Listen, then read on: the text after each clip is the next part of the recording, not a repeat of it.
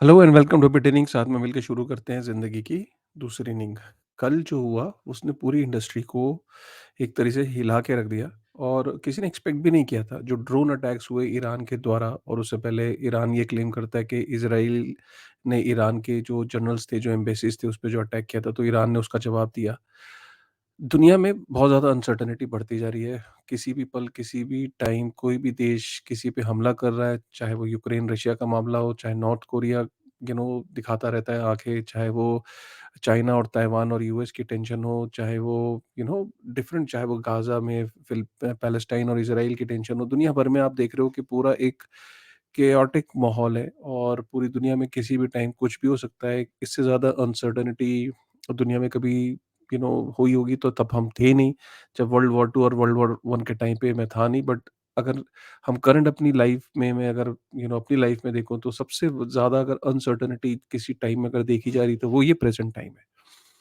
ऐसे uncertain times में जब कभी भी कहीं पे भी कोई रिएक्शन हो सकता है, तो जो सबसे बड़ी गलती, क्योंकि हम तो एक क्रिप्टो के अंदर हैं तो उस पर्सपेक्टिव से बात कर सकते हैं।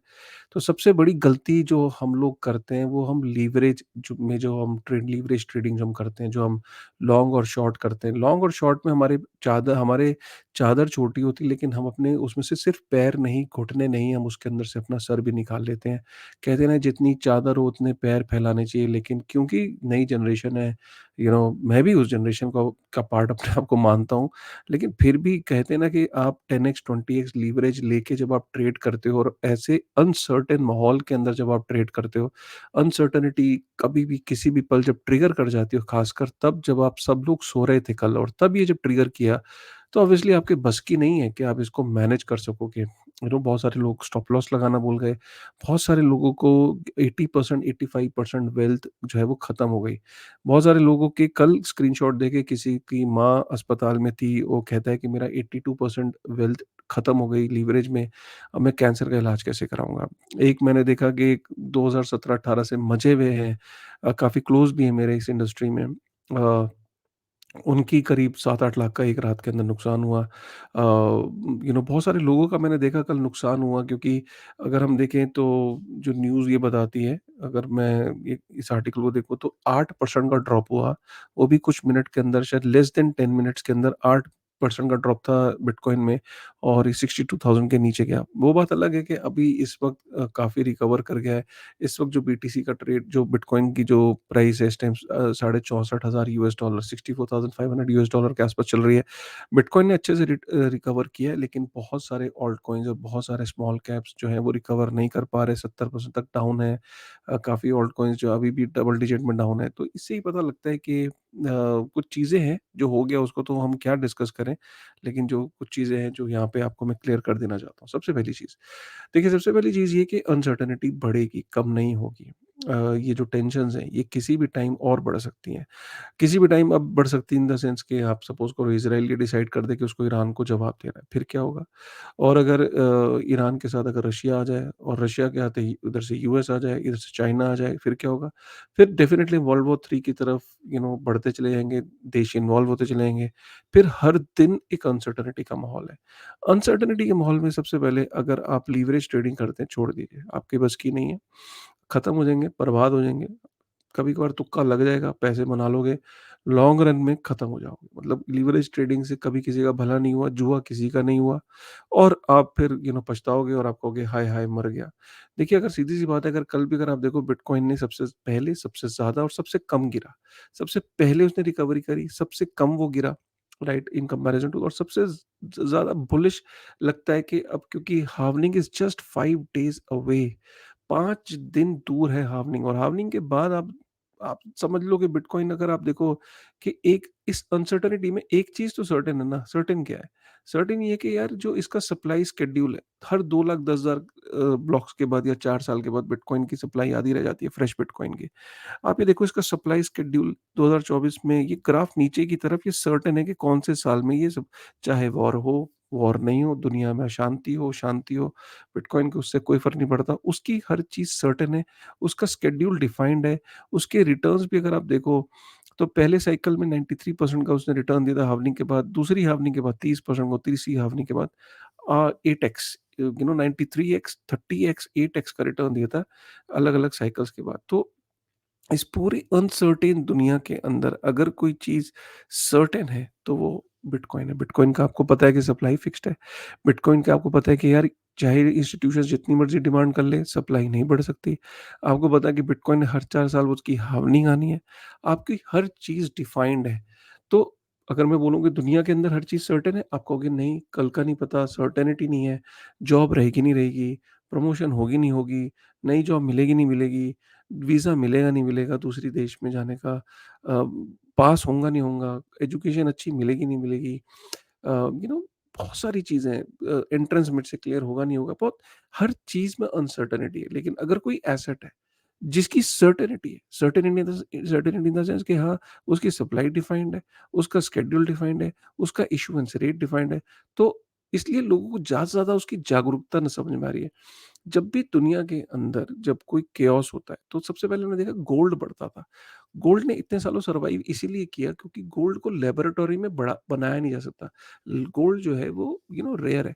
तो रेयरेस्ट ऑफ रेयर मेटल्स में अगर गोल्ड आता है, तो गोल्ड को क्योंकि आप डुप्लीकेट नहीं बना सकते थे, आप ब्रॉन्ज और मेटल्स आए ज़रूर नए मेटल्स, लेकिन गोल्ड को कम्पीट नहीं कर पाए। गोल्ड ने अपनी जो एक प्रेज़ेंस है, वो बना के रखी, एक स्ट्रेंथ जो थी, वो नेचुरल जो उसको स्ट्रेंथ है, राइट? वो एटम्स को दोबारा लैब में टकरा के गोल्ड नहीं बना सकते। बाकी जो मेटल्स हैं जैसे स्टील वगैरह है, गोल्ड से ज़्यादा मजबूत है, गोल्ड से ज़्यादा बिल्डिंग में यूज़ होता है, गो स्टील से तो ब्रिज बनते हैं, लेकिन steel gold as a store of value gold के कंपैरिज़न में स्टैंड नहीं करता है, राइट? क्योंकि वो मैन्युफैक्चर किया जा सकता है, डिमांड के हिसाब से उसकी सप्लाई बढ़ाई जा सकती है, गोल्ड की नहीं बढ़ाई जा सकती। गोल्ड का इश्यूएंस रेट जो है वो 2% रहा, अब बिटकॉइन का इश्यूएंस रेट हाल्विंग के बाद 0.85% रह जाएगा। गोल्ड से भी कम हो जाएगा। तो इसलिए बिटकॉइन यूनिक है, बिटकॉइन स्पेशल है। बिटकॉइन की तारीफ़ करने के लिए, बिटकॉइन समझाने के लिए वीडियो नहीं बनाया। सिर्फ़ ये बताने की कोशिश कर रहा हूँ कि आपके पास अगर ₹100 है, क्रिप्टो के अंदर अगर आप एंट्री ले रहे हो, 100 के ₹100 आप ऑल्ट कॉइन्स में लीवरेज ट्रेडिंग में लगाएँगे, आप बर्बाद हो जाओगे, कुछ नहीं कर पाओगे। आपको 60-70% आपका बिटकॉइन में होना चाहिए, जो आपने सोचा है कि मैं क्रिप्टो के अंदर ₹100 लेके आ रहा हूँ, तो आपकी मेजर जो 60-70% है वो बीटीसी में होना चाहिए, इथेरियम में होना चाहिए, और उसके बाद आप 5-10% से आप कुछ रिस्क लेना है तो आप ले सकते हो। वो समझ के लेना रिस्क यार, अगर ये ज़ीरो हो गए तो मेरे को सिर्फ 10% ही मेरा पोर्टफोलियो जाएगा। ये है, कोई फाइनेंशियल एडवाइस नहीं है, लेकिन क्योंकि आप एक नए हो, अगर समझ रहे हो इस इंडस्ट्री को, तो आपको ये समझना ज़रूरी है। इन्फ्लुएंसर्स अपना माल बेच के निकल जाएँगे। वो कल को इस चीज़ को वो कह देंगे कि do your own research, never a financial advice, ये कह के आपको वो बच के निकल जाएँगे, लेकिन आप बैग लेके टहलते रहोगे।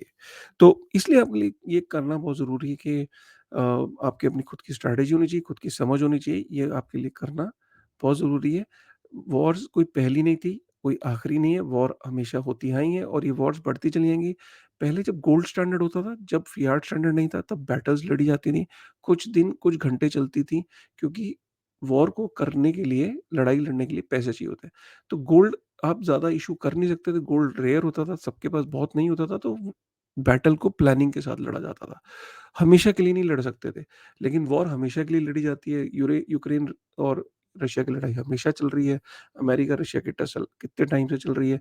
ये वॉर के अंदर, क्योंकि जिसके पास प्रिंटर होता है, जैसे अमेरिका के पास प्रिंटर है यूएस डॉलर को प्रिंट करने का, तो वो फंड उसके लिए करना आसान है। वॉर को हमेशा चलाए रखना, लंबी-लंबी वॉर, कई 10-10 सालों तक वॉर चल रही है अफ़गानिस्तान में, इधर-उधर।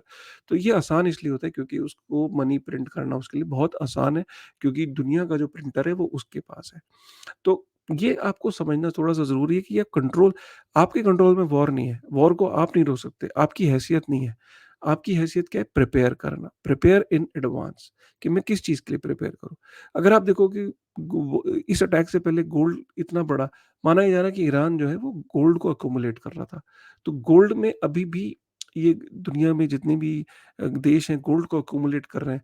आने वाले टाइम में ये बिटकॉइन की स्ट्रेंथ को भी रियलाइज़ करेंगे और उसकी एक्युमुलेशन में करेंगे। बट उससे पहले वो करें, आपको ये अगर समझ में आता है तो बीटीसी को आपको एक्युमुलेट करना चाहिए, और आप देख रहे हो कि बीटीसी के अंदर अब बिटकॉइन का जो असली टेस्ट है वो मंडे को है। मंडे को, क्योंकि मार्केट्स अभी बंद थी, मंडे को अगर ईटीएफ्स बहुत ज़्यादा सेल होते हैं, तो मंडे को आप सेलिंग देखोगे और अगर मंडे को सेलिंग नहीं होती, तो that will be a good sign for bitcoin and आपका हांगकांग के अंदर भी बिटकॉइन का ईटीएफ अगर अप्रूव हो गया, बिटकॉइन और इथेरियम का, तो आप देखोगे कि वो भी एक पॉजिटिव साइन बनेगा बिटकॉइन के लिए। तो मंडे बड़ा इंपॉर्टेंट है, मंडे पे नज़र रखेंगे और लास्ट में जाते-जाते यही बोलूँगा कि in an uncertain world the only thing certain is bitcoin right now, ठीक है? Not just right now but अगर आप देखो तो कोई भी जितनी भी एसेट क्लास हैं, उन एसेट क्लास के अंदर कोई अगर सर्टेनिटी आपको प्रोवाइड करता है, तो वो बिटकॉइन प्रोवाइड करता है। आपको क्या लगता है? आपका क्या थॉट है? आप भी एक बार कमेंट करके ज़रूर बताइएगा। यही मेरी कुछ चंद बातें थी, कुछ थॉट्स थे। जो हो गया वो तो हो गया, जो नुकसान होने थे वो तो हो गए, वो तो कोई नहीं बता सकता। लेकिन फ्यूचर में ऐसा ना हो आपके साथ दोबारा से, ऐसा आप नुकसान ना करो अपना, तो उसके लिए ये वीडियो बहुत इम्पोर्टेंट है। अगर आपको लगता है तो शेयर करिएगा, खासकर जिसका नुकसान हुआ है, उसके साथ शेयर करिएगा, राइट? और कमेंट ज़रूर करके बताइए कैसा लगा ये video with this thought. Thank you very much.